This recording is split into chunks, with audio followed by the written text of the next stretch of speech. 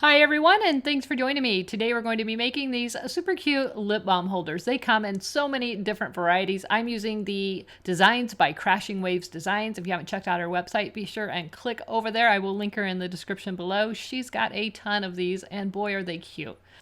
These are just a quick and easy, fun little gift that you could add to any gift basket. They could be a Valentine, they could be a stocking stuffer, anything like that.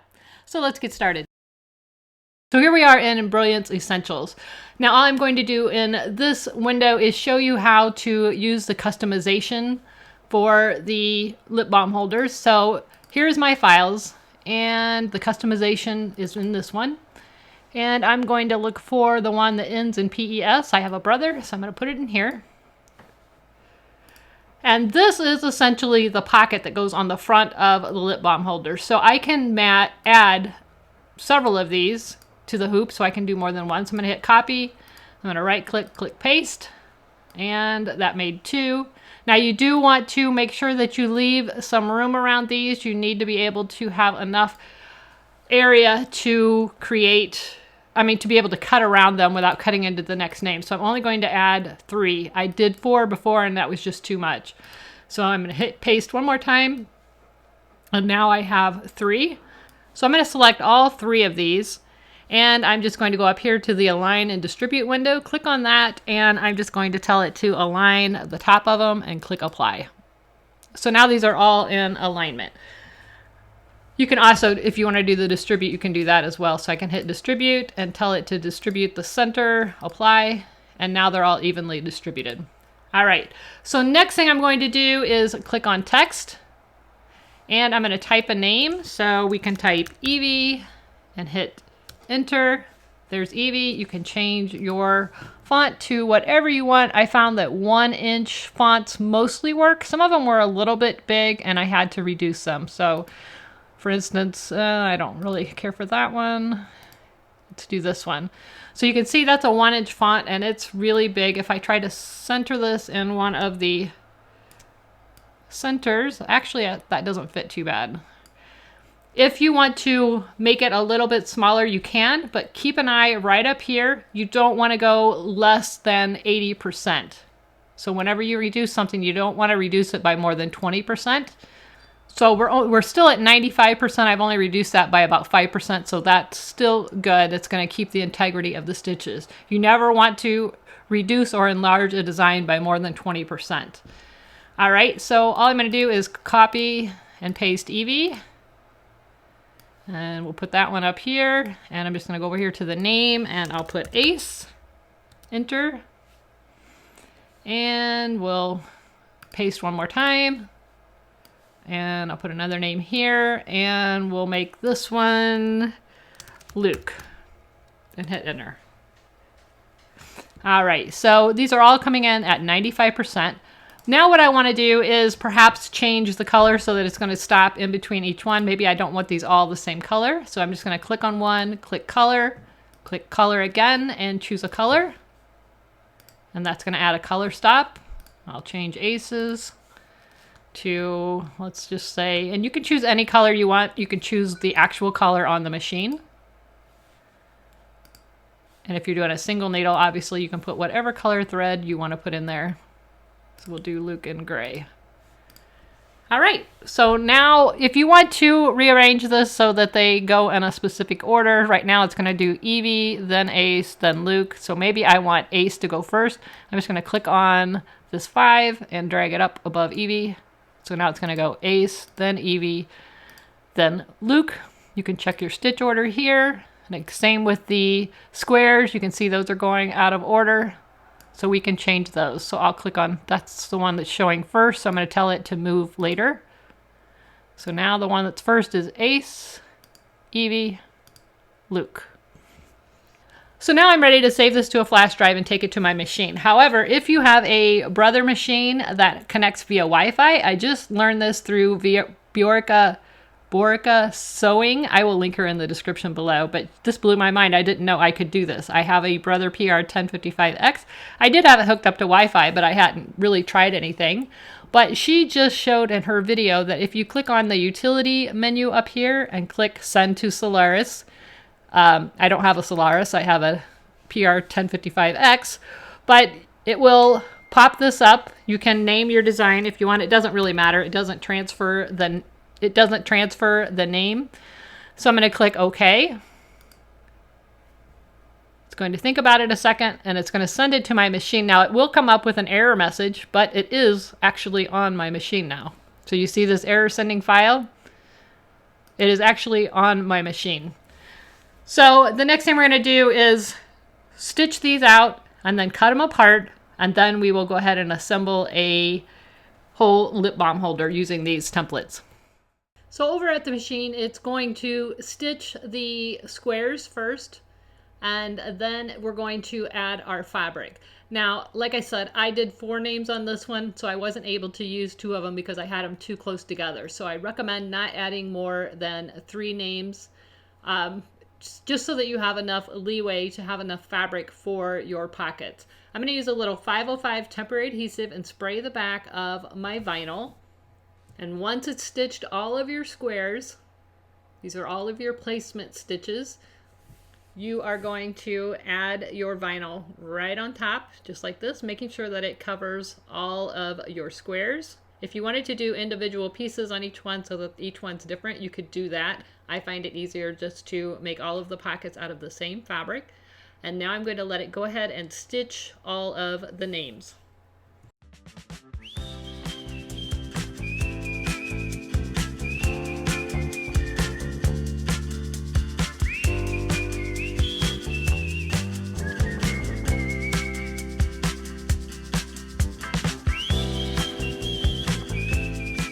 So what I found really helpful with this project is to use an acrylic template. Now, if you don't have an acrylic template, you can use just a piece of acetate, you could use a piece of wax paper, just something that you can kind of see through and kind of gauge how big that pocket's going to be. I made my template 2 by 3 1/4, and that seemed to be a good size. I had enough leeway to be able to not worry about it getting on there slightly crooked and going off the fabric.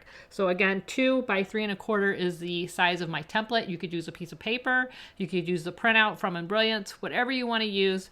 That's what I am using for my template. So as I said before, I put 4 names on this. I really should have only done 3 because I really don't have room to have the name centered and still be able to use it. So I'm just going to cut out 2 of the names from this template and use that. The other 2 I'll have to restitch or use for another project.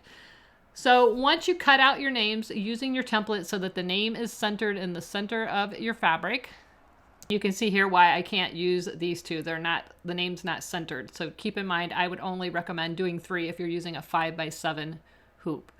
So now what I'm going to do is mark on my template where the stitching lines are so that that name is centered.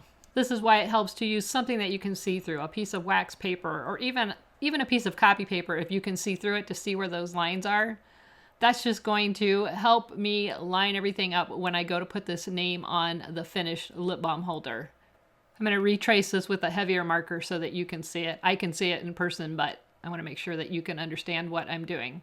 So I'm just retracing those lines. And again, that represents my stitch lines. So when I go to line this little pocket up on my lip balm template, I'm going to be able to center it correctly. This will all make more sense as we get over to the machine, but you can see here, I can see exactly how that's going to stitch using my template. So let's go over to the machine. So as you can see, my design is right here on my machine. I didn't use a flash drive. I just walked over here and here is the empty lip balm holder. So we're just going to click on it. We're going to rotate it. I'm using a 5 by 7 hoop. So I'm going to rotate it 90 degrees so that's going the length of the hoop. I'm going to click OK. So I'm going to click this button and we're going to add our stop. So before it stitches the second step, I needed to stop. I'm going to click the hand, and before it stitches the last step, I needed to stop. I'm going to click the hand. And we don't need to stop before the first step, obviously. So all we have to do is click OK.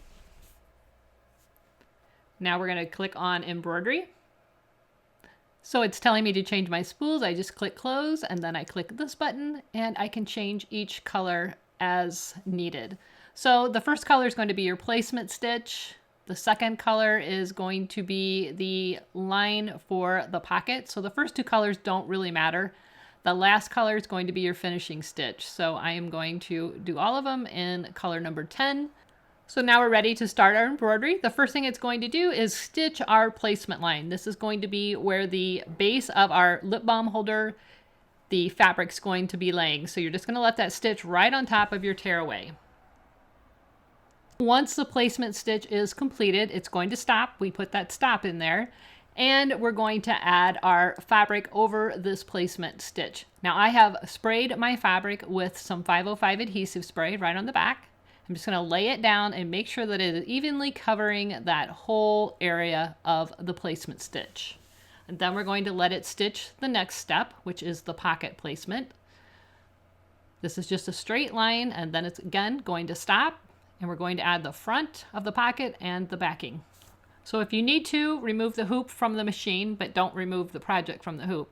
But you can see I'm using that template so that I can make sure and get this lined up exactly the way I want. I think that template really helps. Now you want to be careful when you add your tape to tape this down, because you don't want it to stitch over the tape. So use a very narrow piece of tape, and I found it helps just to put like I said, a very narrow piece right on the top and one on the bottom for the best results. Otherwise it's going to stitch through your tape.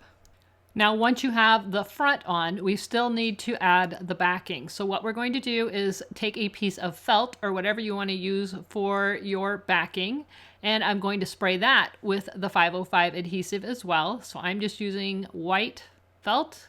I'm going to spray it with the 505 spray, and I'm going to flip the hoop over. Try to do this right in front of the camera. And I'm just going to lay that sticky side down, making sure that it covers the entire back area. Now when you put it on the back on the machine, make sure that that felt stays nice and flat. Make sure your pocket's still in place. Everything looks and feels smooth. And then we're going to go ahead and stitch the final step, which is the finishing stitch, which will go all the way around and form the lip balm holder. So you can see that was getting a little bit close to my tape, so I stopped the machine and I'm moving the tape down a little bit just to make sure that I don't stitch over the tape. If you do, it's not a problem. It comes out pretty easily, but you just want to watch that. That's why I recommend using a narrow piece of tape. So this finishing stitch goes rather quickly. So this is just the plain basic lip balm holder. There are several other variations available. So this one is all finished. Let's take it over and add our snaps. So I removed it from the hoop. I like to use a rotary cutter and a ruler just to cut those straight edges. You can do this all with scissors, whatever you like to do. I'm just not a steady hand with scissors, so if I have some straight edges, I'm going to use this cheat method and use the rotary cutter. But whichever way you're doing, you want to cut close to the stitches but not on the stitches. You can leave an 1/8 to 1/4 of an inch, whatever your preference is, whatever you feel comfortable with.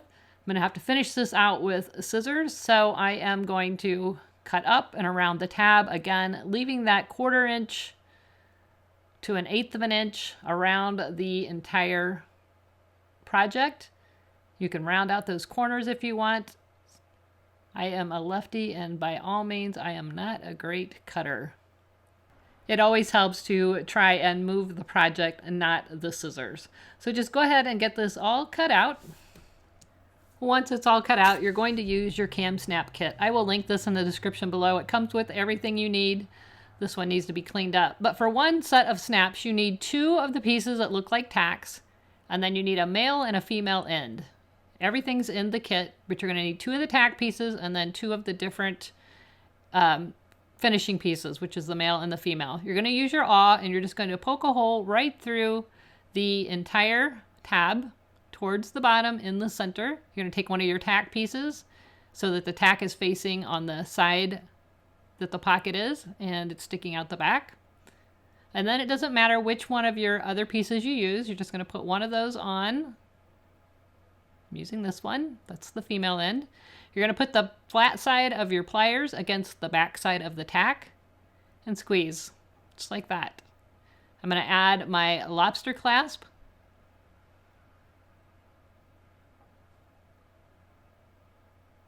And then I'm going to go up to the top in the middle.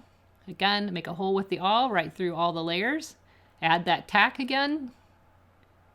And then we're going to add the opposite back, which is the male part, just like this.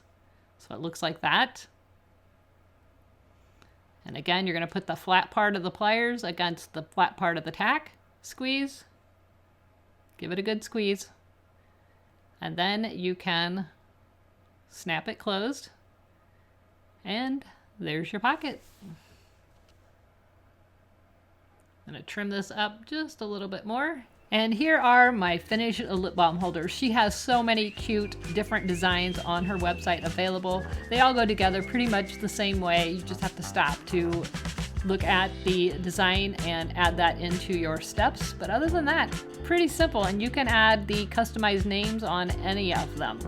So super cute. I think these would be fun for a classroom project or for the kids to give out for Valentine's or anything like that. They're just fun to hand out as something to hang in your purse to keep track of that lip balm.